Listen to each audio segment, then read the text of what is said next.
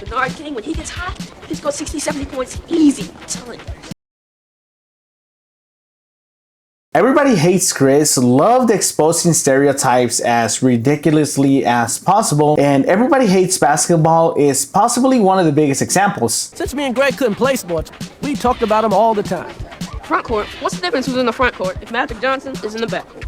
Good morning, gentlemen. See, Chris doesn't make the team because he's talented. He makes the basketball team literally just because everybody assumes that he is going to be good. And somehow this completely changes his life at school. But while Chris finally gains the popularity that he's looking for, it comes at the expense of his only true friendship at Corleone. Alrighty guys, before we get into the video, thank you all so much for the support. Hope you guys can drop a like on this one. Don't forget to subscribe. Let's do it. What was that? We got a social studies quiz. How do you know? All she said was good morning. Trust me on this, man. The word is she only speaks to students when she's giving them a pop quiz. Now we start out the episode with Chris and Greg talking about basketball and just how big it was in the 1980s. If basketball is huge today, trust. Now this is important because it already establishes that Chris is a fan of basketball, but playing it, well, that's a different story. Now this is important to notate before we start with the episode because we have to make the important distinction that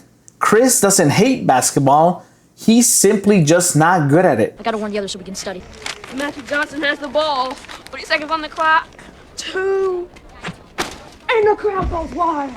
Because Chris ends up crumpling a piece of paper and making it into the trash can, the coach sees this and for some reason imagines this as if it was something insane. All I did was throw away a piece of trash. If a white kid had done that, he wouldn't have even noticed. Because I was black, here's what the coach saw. Now immediately Chris comes clean and tells him that he can't play basketball, but the coach is refusing of all of this information that he is being given. Kid, I'm not blind. I tried to play basketball once, but I suck. Ball, ball, ball. He even gives Chris a nickname. What's your name again? My name's Chris. Swish. That's you. Swish. Now the biggest reason here why the coach is ignoring Chris is not because he actually feels like Chris has talent. It's really just because he's black. You can suit up on game day. We're up against the Leo. Be at the gym at 3:30. See you at the game, Swish. Now his whole world changes the moment he joins the basketball team. Chris, right? Yeah? I'm Ernie D. This is the team. Hey, let's go grab some food. Come on. Students know him, teachers know him, girls pay attention. Hey, you must be Chris. I'm Jennifer. At that moment, I discovered one of life's great secrets. Black guy plus basketball equals white girl. It's essentially like schools value athletes far more than just regular students. He's suddenly somebody. Now here's what would have happened if I wasn't on the basketball team.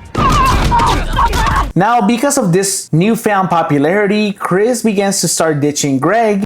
Hey, Chris, you want to study for the quiz? Man, does it look like I want to study? Look at me, man. I'm killing. I'm 2 feet from a girl.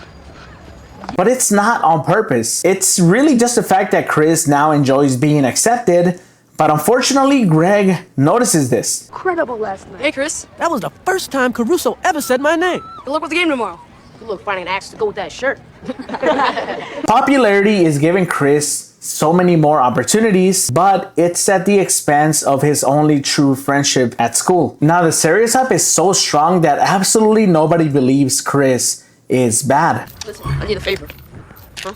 I got on the basketball team and I need to learn how to play by tomorrow. And he is literally telling them, showing them that he is just not good, but they literally just feel like Chris needs more confidence. Man, are you crazy? You know you don't know how to play. Didn't I say that? I just need to know enough to look like I know something.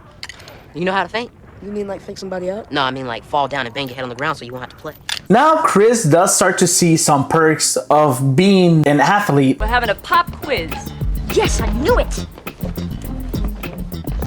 Good luck, Swish. When he literally passes a pop quiz simply because he's on the team. I decided to fail the test on purpose. Whatever my mother might do to me, at least there wasn't 400 of her. You passed. What? Every answer on this paper is wrong. You are on the basketball team, right? Yeah, but what does that have to do with anything? Look at the game, Swish. On the other hand, I love this show so much because there are multiple stories that don't even connect with one another. You see, Julius is very money hungry, that when some random tells him that he wants to rent the place for 6 months, Julius accepts it. Is that his first name or his last name? Did you get any references? Yeah.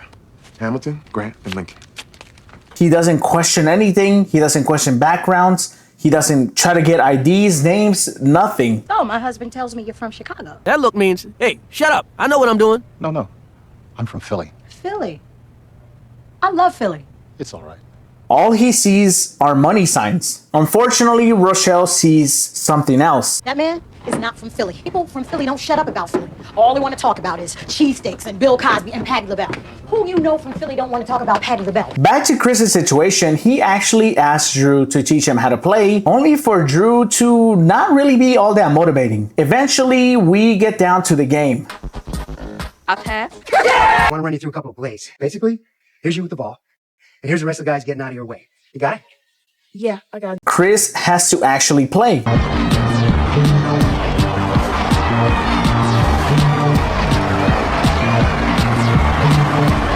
And it goes exactly how you thought it would.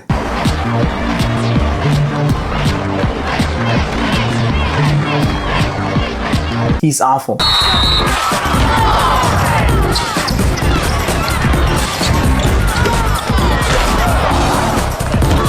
The stereotype that started everything is finally collapsing, and the coach realizes that Chris is not NBA talent.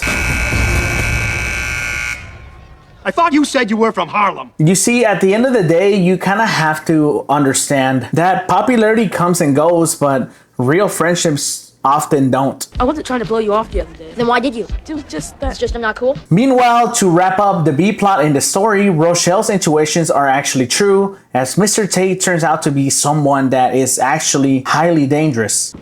Miss Rochelle. I don't mean to bother you, but can I borrow some scotch tape? And some 10-pound test fishing line. Fishing line. 10-pound test.